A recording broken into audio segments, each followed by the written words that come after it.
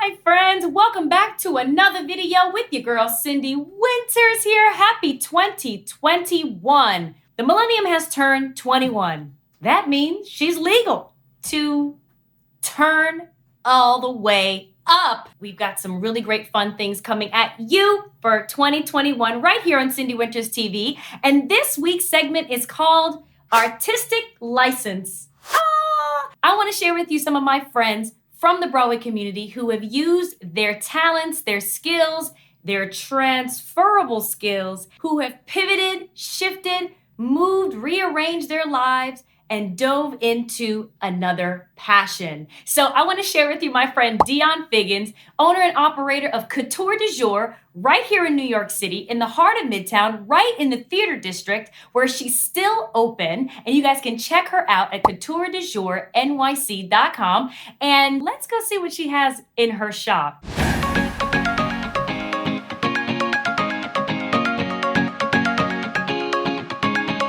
My name is Dionne Figgins. I am in New York City, and this is my store, Couture du Jour NYC.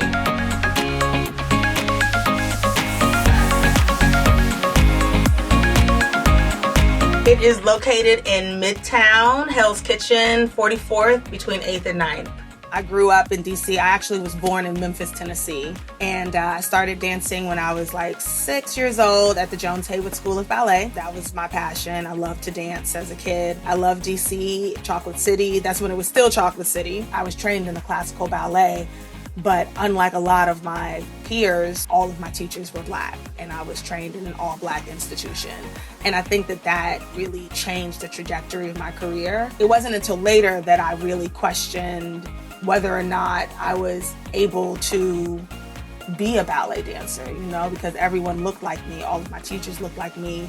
And it wasn't until I got to college that I was like, oh, this is not normal. There aren't that many Black people in ballet.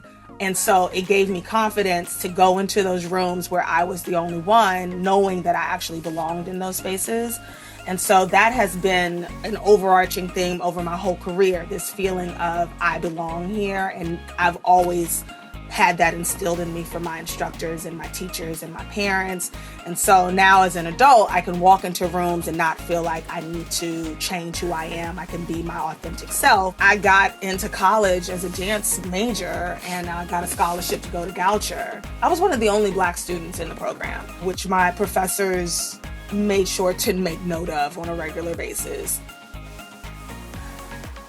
I auditioned for Hot Feet, which was a musical about the red shoes, to the music of Earth, Wind, and Fire. I was the image on the poster, which was exciting. It's like you're doing your first show, you're understudying, and you're on the poster, and it's all very fancy, and Maurice White from Earth, Wind, and Fire is there, and all the fancy people are there. I've been in Memphis the musical. I was in the original Broadway cast of that, and I was the assistant choreographer on Leap of Faith. And I was the swing understudy dance captain wearing all the hats in the original cast of Motown on Broadway. Be good at your craft. Like, just baseline, you have to be excellent. Once you establish that you're good and you have done your work, determine what you want to do with that work. And be unapologetic about that. You don't have to be in every space in order to be successful. When I started out, I was going to every audition. I was doing everything. But as I've gotten older, I realized that I don't want to do everything. I don't want to be in every show. I want to be in the shows that reflect the work that I've put in to my work. I love vintage clothes, and I have since I was little. I started doing Memphis, and I remember just walking down, in my break one day, just walking down 44th, and I'm just walking down the street, and I look down the stairs, and I'm like, oh snap, there's a vintage store in Midtown? Yes, here for it. And the owner, super knowledgeable about vintage clothing, super knowledgeable about history in general and fashion history. And so we struck up a friendship, and I started spending like literally all of my money was coming to the store. I was in here at least once a week. In 2018, I did the revival of Smokey Joe's Cafe. Closes in November of 2018, and I'm back out here on the block.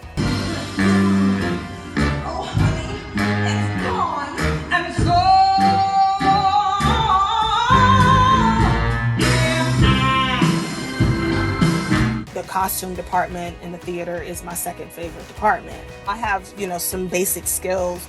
And so she has garments, and she was like, can you repair these garments? I'll pay you.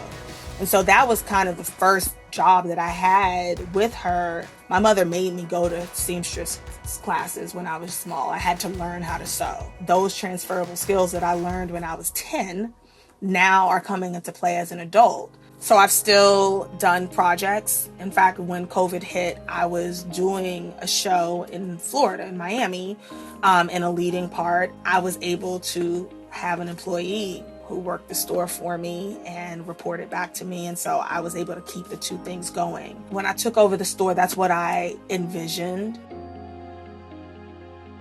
My motto for the store is build your wardrobe and build your community.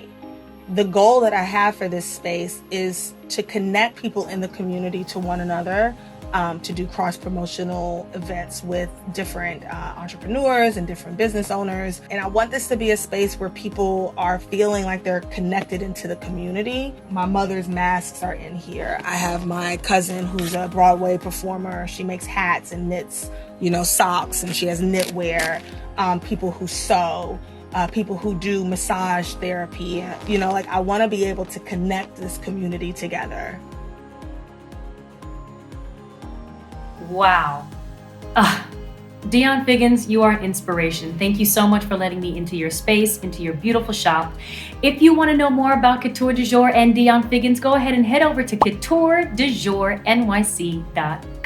If you like this video and you want to see more, go ahead and hit the like button and subscribe, and hit that bell notification to make sure that you are up to date whenever we upload videos. I hope that you have a wonderful week. Stay well, stay woke, stay safe.